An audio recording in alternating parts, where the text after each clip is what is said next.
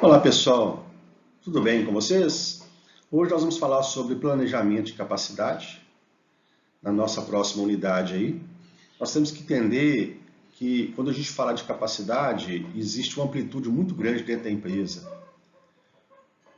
Forma algumas perguntas: como produzir, onde produzir, qual quantidade produzir, quando produzir, ou seja, várias perguntas são pertinentes e têm impacto em toda a organização. Vamos situar. Existem as previsões, existe o planejamento e controle de estoques, existe a capacidade. Quando fazemos uma determinada previsão, automaticamente eu tenho que saber o que eu tenho e quão eu sou capaz de fazer.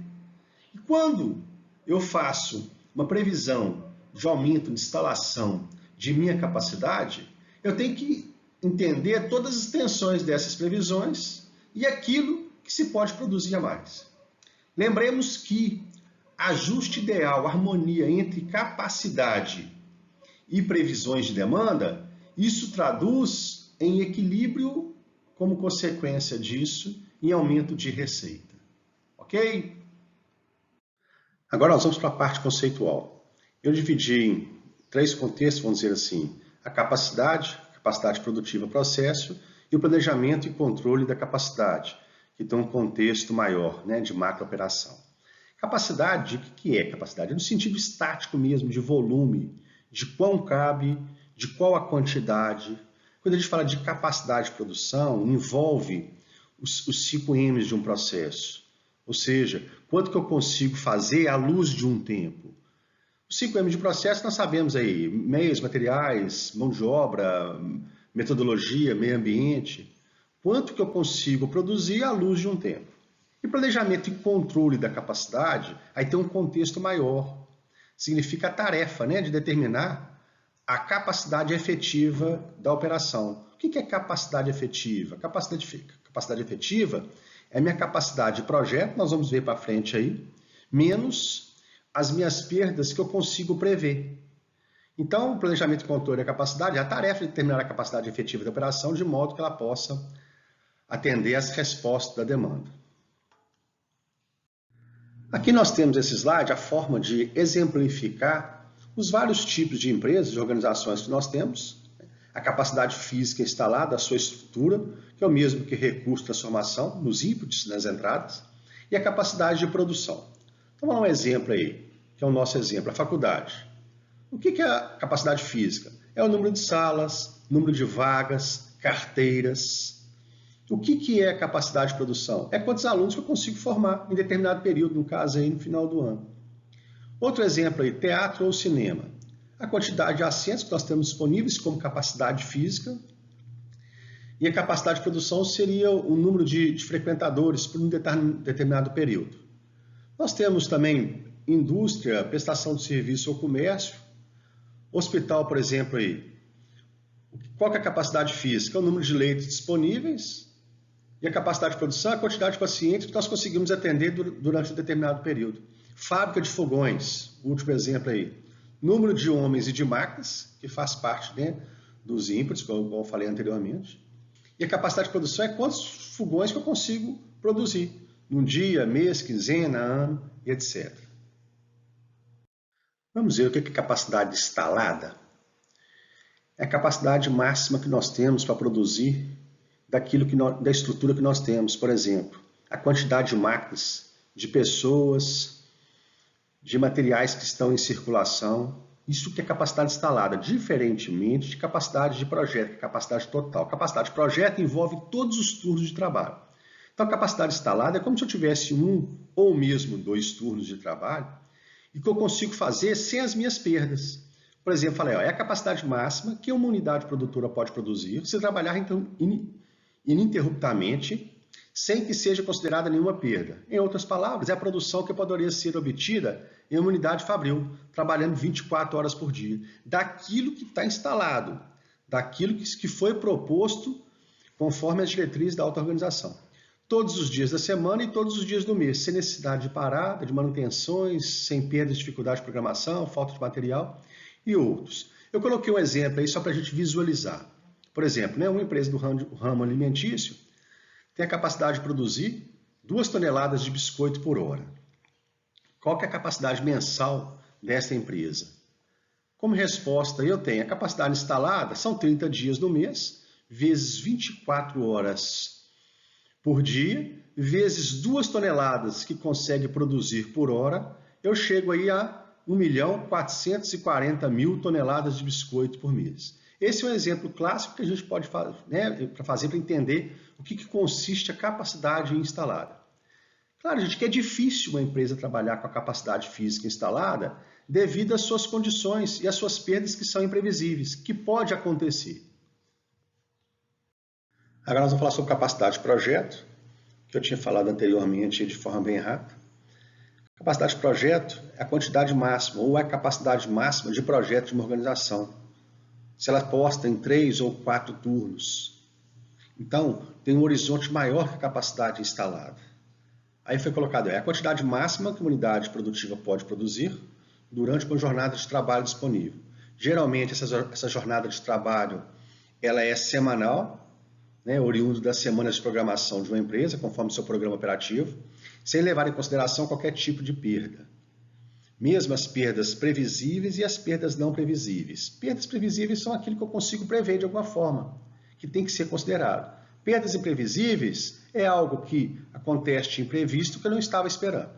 A capacidade disponível, via de regra, é considerada em função da jornada de trabalho que a empresa adota. Cada empresa adota a sua jornada de trabalho especificamente. Eu coloquei um exemplo aí, ó, do mesmo fabricante de biscoito, né, que nós temos 720 horas semanais, conforme o exemplo anterior. Um turno diário, com 8 horas de duração, 5 dias por semana, que depende, você pode maximizar ainda mais a sua capacidade, visto que aqui foi colocado 4 semanas no mês, mas na verdade sabemos que existe 4,3, 4,4, né, semanas no mês. Então, por turno, está aí um turno diário com 8 horas de duração, 5 dias por semana. Nesse caso, a capacidade disponível será 8 vezes 5 vezes 4, que é igual a 160 horas mensais. Então, 8 são 8 horas por turno, vezes 5, 5 dias por semana, vezes 4 semanas que nós temos no ano, que dá 160 horas mensais, disponíveis aí por turno. 2 turnos, nós vamos pegar essa quantidade de horas e multiplicar por 2. 3 turnos, nós vamos multiplicar essa quantidade de horas 160 vezes 3. Pode ter 4 turnos, dependendo da empresa. Aí faz o rodízio, como eles chamam aí de letra. Agora nós vamos falar sobre o aumento de capacidade. Existem 2 formas clássicas de aumentarmos a capacidade. Através do aumento da capacidade instalada e dos turnos de trabalho. A capacidade instalada é o aumento dos meios, máquinas, equipamentos, dispositivos, das plantas industriais. Eu coloquei, consiste em aumentar a quantidade de máquinas, adquirir máquinas com maior capacidade de produção, enfim, na expansão da planta industrial. Temos que ficar atento que quando aumentarmos o número de máquinas, não necessariamente temos que colocar robôs, máquinas grandes em excesso. Nós temos máquinas menores, mais simples e mais modernas, que ajudam até dentro do layout. Então temos que ficar atento aí quando a gente faz essa nuance aí de aumentar o número de máquinas. O custo de mão de obra em apenas um turno de trabalho é menor, porém investimentos na planta industrial apresentam custos fixos geralmente elevados. E a outra forma de aumentarmos a capacidade é através dos turnos de trabalho, que a empresa tem dessa forma de maximizar, colocando um turno, 2 turnos, 3 turnos ou mesmo 4 turnos, maximizar a sua produção. Claro que isso eleva o custo de mão de obra, né, como adicional noturnos e outros. Vamos olhar aí, ó. O custo da mão de obra aumenta quando se aumenta os turnos de trabalho em função da necessidade de pagamento de adicionais noturnos, necessidades de transporte durante as madrugadas, né, para os funcionários, as mãos de obras que são indiretas e as supervisões dos turnos, e assim por diante, segundo turno para o terceiro para o primeiro. Porém, né, trata-se de um custo variável. Agora nós vamos falar sobre capacidade efetiva. No começo do segundo slide, nós conceituamos o planejamento e controle de capacidade. Falamos assim, ó, é a tarefa de determinar a capacidade efetiva das operações produtivas. Ou seja, capacidade efetiva representa a capacidade que é disponível, subtraindo as perdas que você consegue prever, ou seja, as perdas previsíveis. A capacidade efetiva não pode exceder a capacidade disponível, lógico. Isso seria o mesmo que programar uma carga de máquina por um tempo superior ao disponível. O que são perdas previsíveis? Perdas previsíveis é o que eu consigo prever. Por exemplo, reuniões, almoço, horário de café, horário de lanche. É tudo aquilo que foi previsto à luz de um tempo. Perdas de capacidade não planejadas. São perdas que a gente não consegue prever, antever. Como exemplo aí, falta de matéria-prima, energia elétrica, quebra de máquinas, equipamentos, dispositivos, paradas para manutenção, investigação por problemas de qualidade e outros. Nós temos alguns tipos de capacidade. Nós falamos aí capacidade de projeto, capacidade efetiva. Agora nós vamos falar sobre volume de produção real. O que é capacidade de projeto? Capacidade de projeto nós vimos que é a capacidade total, que a empresa consegue produzir no seu máximo, 3 ou 4 turnos no máximo. O que é capacidade efetiva? É minha capacidade de projeto menos as perdas que são previsíveis.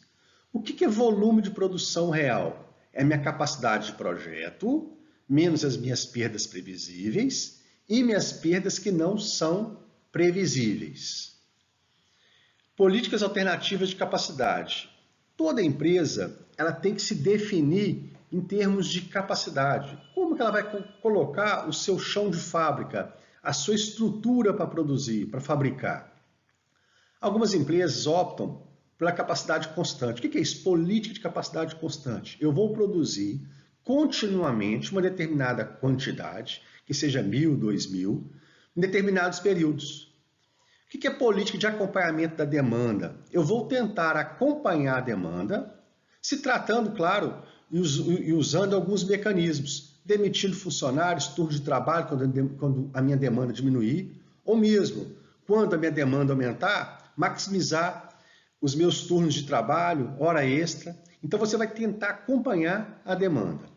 Política de gestão da demanda, você vai tentar gerir a demanda usando alguns instrumentos, alguns mecanismos. Por exemplo, preço.